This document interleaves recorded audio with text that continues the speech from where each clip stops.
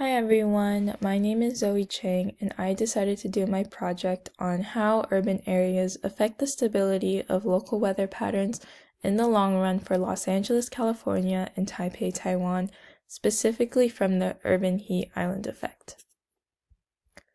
So I chose this research question because urbanization has been rapidly transforming landscapes worldwide, and its impact on local weather patterns have been causing concerns for public health, infrastructure, and climate resilience.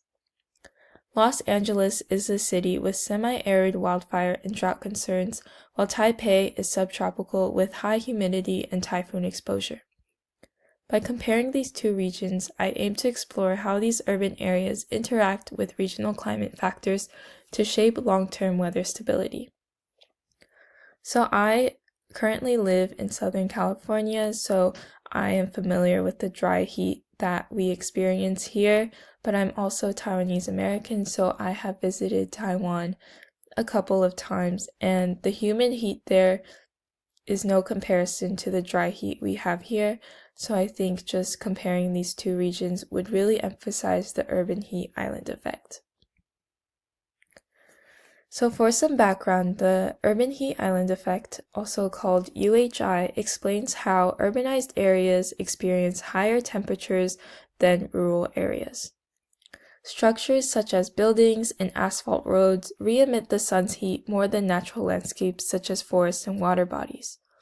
The areas that are highly concentrated become islands of higher temperatures relative to outlying areas, with temperatures being around 1 to 7 degrees Fahrenheit higher.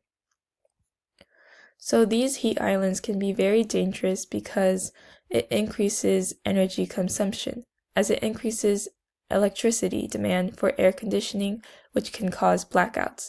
And to meet these electricity needs, utility companies typically rely on fossil fuel power plants as a power source, which in turn will increase the emissions of greenhouse gases.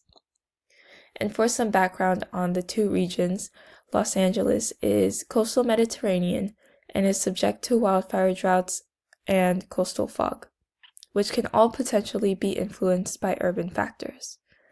While Taipei is a humid subtropical climate and has frequent typhoons, heavy seasonal rainfall, and high humidity. Urban expansion is a dense valley with limited natural ventilation.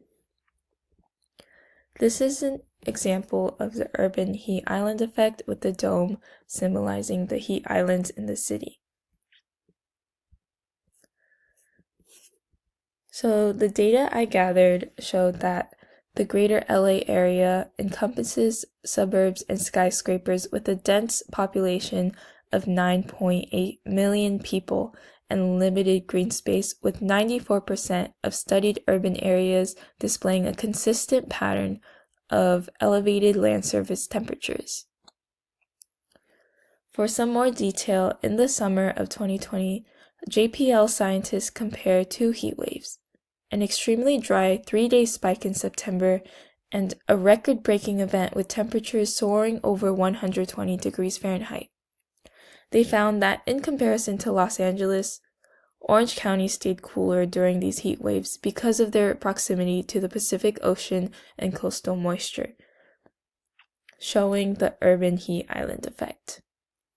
On June 4, 2021, an analysis of a typical summer midday observation in Los Angeles revealed that the neighborhood average elevated land surface temperatures, also called the LST, spanned from 36 degrees to 54 degrees Celsius, representing a difference of almost 20 degrees Celsius. And this is a chart of the temperatures of the different regions in Los Angeles. You can see that in the downtown area where buildings are more densely packed, that the temperature is higher. And for the data that I found for Taipei, Taipei is the second fastest Asian capital city that is heating up, with summer temperatures hitting record highs with a population of 2.5 million people, so less people than Los Angeles. Taiwan's heat island intensity ranges between 2 degrees Celsius and 2.5 degrees Celsius, with temperatures increasing every year.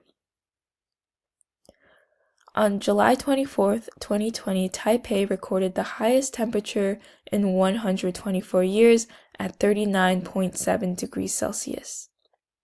The results of field observations provided proof that the nocturnal UHI is predominant.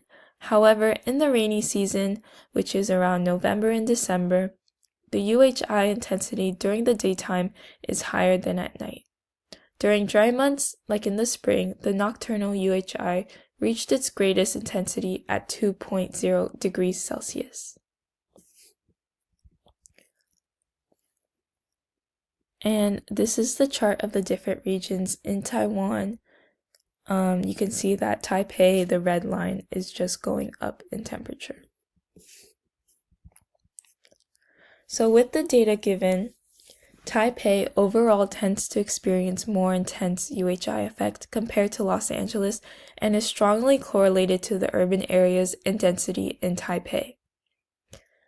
For more context, Taipei is a really small island, and with a population of 2.5 million people, it's a lot more dense than Los Angeles. Taipei's urban density is very high in comparison to Los Angeles, as they have limited green space and ventilation due to surrounding mountains, while Los Angeles is more spread out. The nighttime UHI is strong in Taipei, with studies showing temperature differences of up to 7 to 8 degrees Celsius between urban and rural areas during nighttime. In comparison, Los Angeles nighttime UHI is present but generally lower than Taipei, with a 2 to 5 degrees Celsius difference.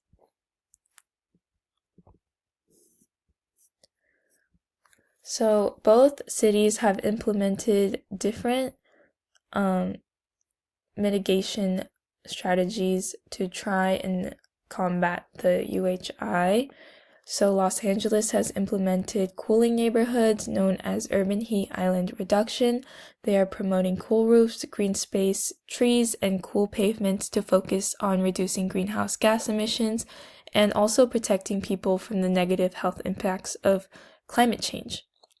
On the other hand, Taipei has implemented the Taipei Street Trees 15-year vision plan, where the plan focuses on the planting of trees and shrubbery to connect green spaces and strengthen existing greens along streets. This would help with lower surface and air temperatures. Los Angeles was successful in their implementation in their cool roof and cool pavement program. However, their tree planting and green space expansion conflicted with their drought and water conservation policies. Taipei was successful in their investment for public parks and green roof incentives, but they were not able to decrease their building density, and there was no strong enforcement for urban cooling standards in building developments. This is an example of a cooling roof. In conclusion, the long-term impact of urbanization on local weather patterns is demonstrated clearly by the urban heat island effects in both Los Angeles and Taipei, with Taipei showing more severity. Both cities have implemented mitigation strategies in order to combat this pattern. They face different challenges because of their different climates and urban forms. Future research should focus on understanding the synergy between multiple mitigation strategies such as combining cool materials with vegetation, or even integrating green roofs with solar panels to reduce greenhouse emissions from fossil fuels.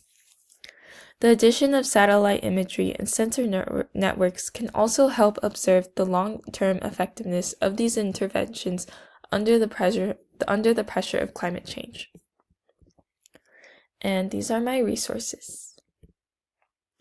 Thank you.